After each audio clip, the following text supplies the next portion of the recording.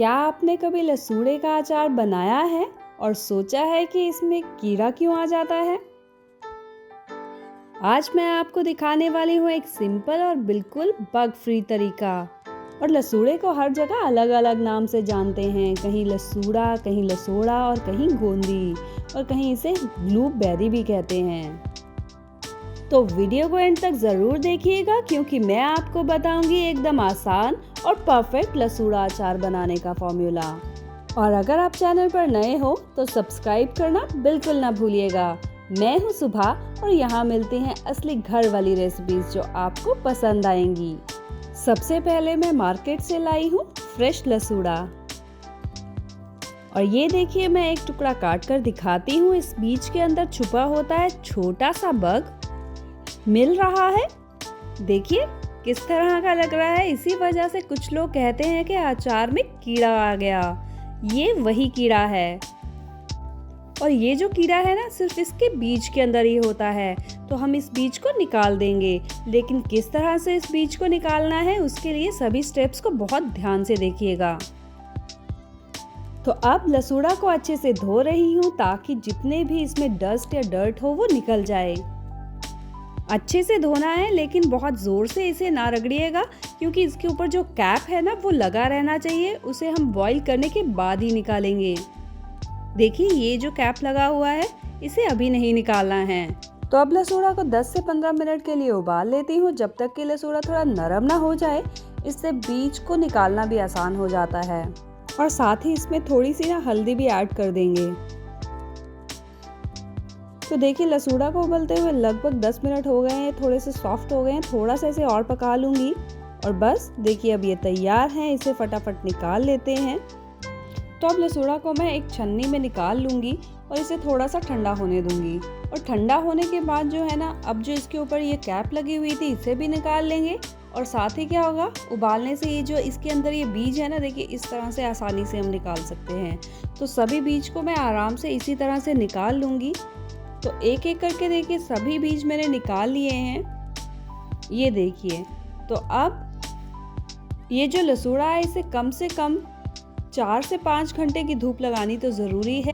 किसी भी अचार को अगर हम कुछ देर धूप में रखते हैं, उससे होता ये है कि उसका मॉइस्चर लॉक हो जाता है। और साथ ही देखिए, इसके सारे हमने बीज भी निकाल लिए हैं जिसमें कि वो कीड़ा रहता है। तो अब वो कीड़ा वाली टेंशन भी हो गई ख़त्म। तो अब चलिए आम की भी तैयारी कर लेते हैं, क्योंकि इसमें मैं आम भी डालने वाली हूँ। बहुत सारे लोग इसमें आम नहीं भी डालते हैं और डालते भी हैं, लेकिन अगर आम डालकर इस अचार को बनाएंगे ना तो इसका स्वाद और भी बढ़ जाता है। तो मैंने ले लिए हैं 3 से 4। ये देखिए कच्चे आम, इसे छोटा छोटा चॉप कर लेंगे। आप चाहे तो इसे कद्दूकस भी कर सकते हैं।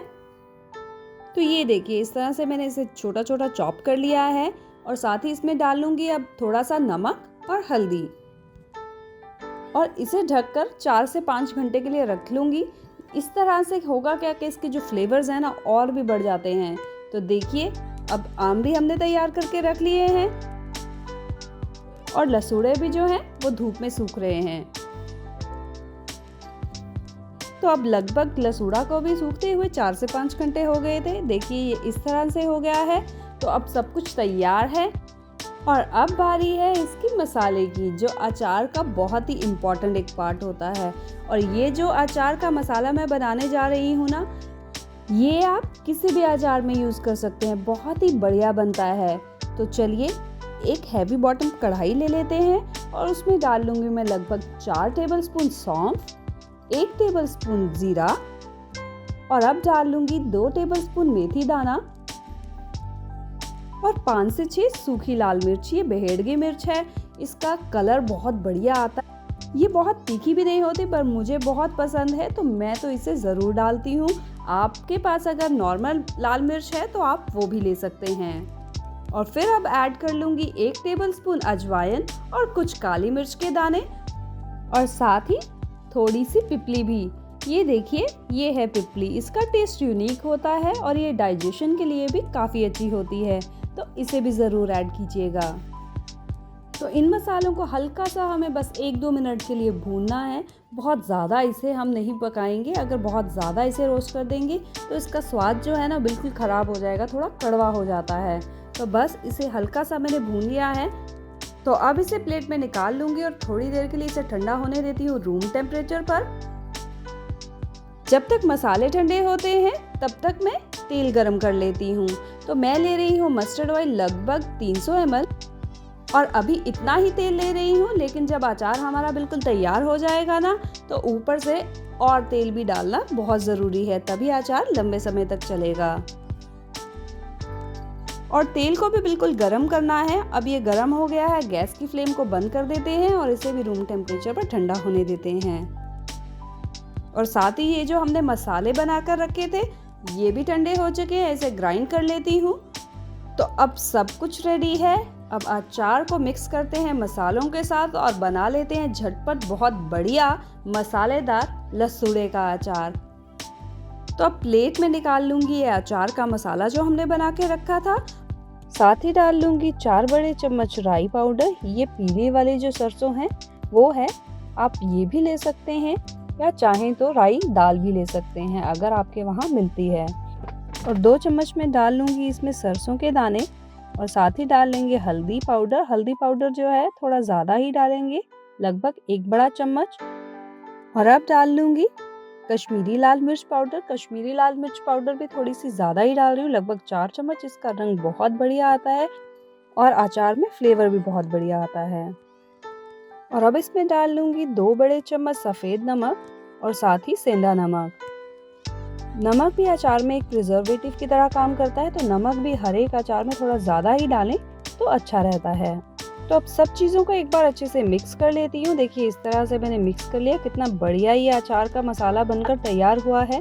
और साथ ही इसमें जो हमने ऑयल गरम करके रखा था जो रूम टेम्परेचर पर ठंडा हो चुका है, इसे गरम नहीं डालेंगे, इसे भी ऐड कर लेती हूँ। और सबसे पहले इसमें जाएगा आम जो हमने ढक कर रखा था। और देखिए अगर इस तरह से आप ये अचार बनाएंगे तो यकीन मानिए बहुत ही मज़ा आने वाला है और आप ये अचार एक बार बनाएंगे तो बार बार बनाएंगे। तो ये जो आम है इसे भी अच्छे से मसालों में मिक्स कर लेते हैं, बहुत बढ़िया से मिक्स कर लेंगे। और साथ ही लसूड़ा जो है उसे एक मैंने बड़े बर्तन में लिया है और इसमें ऐड कर लेंगे अब ये जो मसाला हमने तैयार किया है जिसमें आम भी मिक्स है।